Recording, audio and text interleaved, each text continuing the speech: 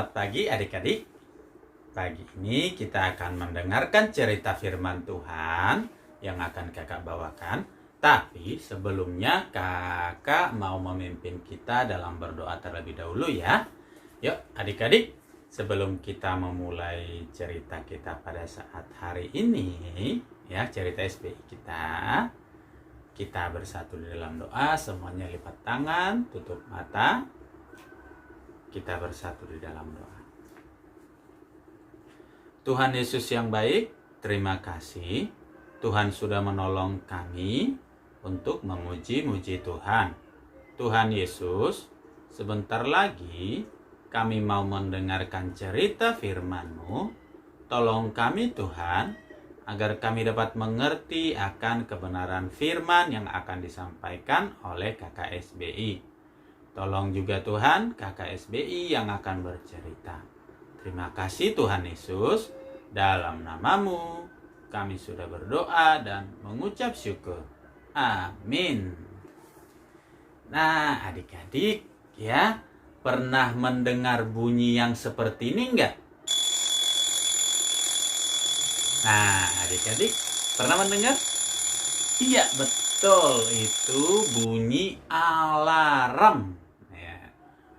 Nah adik-adik, kakak sebelum cerita, kakak mau tanya dulu nih di rumah siapa yang sudah bisa bangun sendiri setiap hari?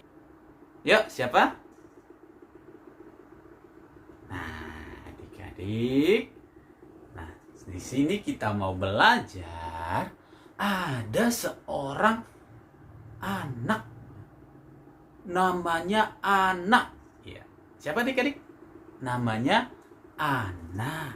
Nah, Ana ini ya, anak yang sangat senang kalau ada yang nemanin dia untuk beribadah ke gereja atau sekolah minggu adik-adik.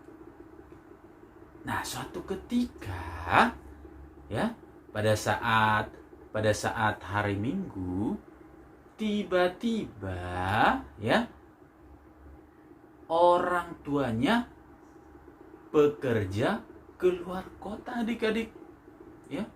Si Ana ini sedih ya, karena tidak ada lagi yang akan menemani dia untuk beribadah adik-adik ya. Tidak ada yang nemanin dia untuk sekolah minggu. Dia sangat sedih ya. Tiba-tiba Bibi lewat adik-adik. Bibi daripada si Ana tadi lewat. Dilihat, Ana kenapa kamu sedih? Bibinya nanya, ya, Ana kenapa sedih? Jawab Ana, saya sedih karena besok saya ingin bertemu dengan Tuhan di sekolah minggu, tapi tidak ada yang menemani saya, Bi. Nah, karena bibinya ini baik ya, sangat perhatian sama si Ana, akhirnya bibinya bilang begini, ya udah, besok Bibi yang akan temanin Ana. Mau ketemu Tuhan Yesus kan di sekolah minggu besok? Nah, maka Bibi akan menemani Ana untuk pergi ke sekolah minggu. Nah, hatinya Ana sangat senang adik-adik ya, karena ternyata bibinya mau adik-adik menemani dia untuk ibadah sekolah minggu. Nah, akhirnya Ana merasa sangat senang. Dia ceritain kalau dia di sekolah minggu dia akan bertemu dengan teman-teman, mendengar cerita firman Tuhan, dan masih banyak lagi adik-adik ya. Nah tapi adik-adik ya, tiba-tiba si Ana bilang begini adik-adik, Bibi, besok saya akan bangun sendiri. Jadi tidak usah dibangunin oleh Bibi, udah bisa bangun. Wah, bibinya senang adik-adik, dan bibinya percaya bahwa ketika si anak itu janji, dia akan berusaha untuk menepatinya. Nah, akhirnya si anak langsung pergi tidur, ya. Langsung dia pergi tidur, beristirahat, dan dia mengatur alarm yang ada di kamarnya, adik-adik. Ya. Dia mengatur waktunya jam berapa untuk bangun besok. Nah, setelah itu keesokan harinya, adik-adik, ternyata si anak tepat janji, adik-adik. Ya, anak sudah bangun dan bersiap untuk pergi ke sekolah minggu, adik-adik. Nah, ternyata di sekolah minggu benar si anak bisa belajar banyak hal tentang cerita firman Tuhan yang dia dengarkan dari guru-guru di sekolah minggunya, adik-adik. Nah, adik-adik, kita belajar dari cerita tentang anak itu, bagaimana anak membuat suatu tanda supaya dia bisa hadir di sekolah minggu dengan tepat waktu, adik-adik. Ya, yaitu tadi dengan membuat alarm supaya dia bisa bangun pagi sehingga dia bisa tepat waktu untuk datang beribadah, adik-adik. Datang ke sekolah minggu. Nah, adik-adik, kita juga belajar seperti apa yang dilakukan oleh anak, membuat suatu tanda, ya. Untuk mengingat apa? Untuk mengingat firman Tuhan, ya.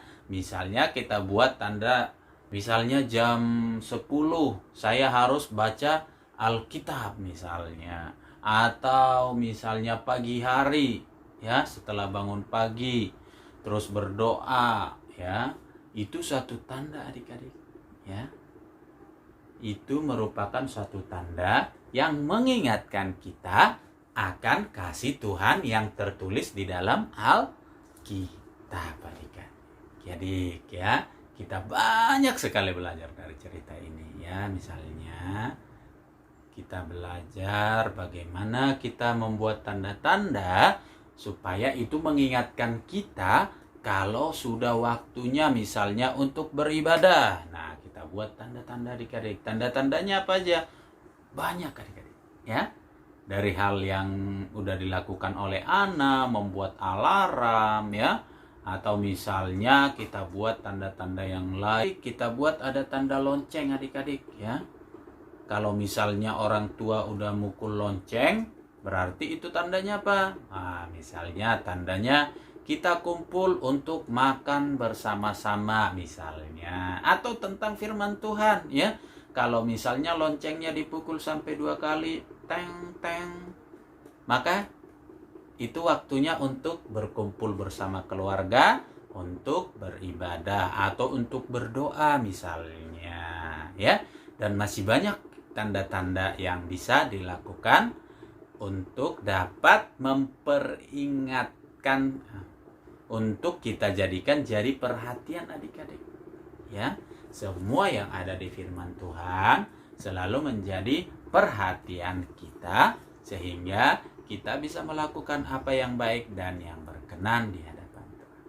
Tapi ingat, adik-adik, ya, apapun tanda yang sudah kita buat, jangan sekali-sekali kita melanggar tanda tersebut, ya.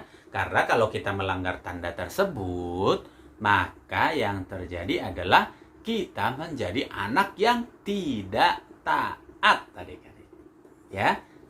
Karena apapun yang sudah kita buat, kita harus belajar menaatinya, ya. Kita harus mulai dari diri kita untuk taat terhadap tanda yang sudah kita tentukan di dalam setiap kehidupan kita sehari-hari, ya. Baik itu dalam memuji Tuhan, dalam berdoa, dalam sekolah minggu, dalam bangun pagi, atau apapun itu, ya. Sekecil apapun tandanya, belajarlah untuk menjadi anak yang taat terhadap apa yang sudah kita janjikan dalam diri kita masing-masing.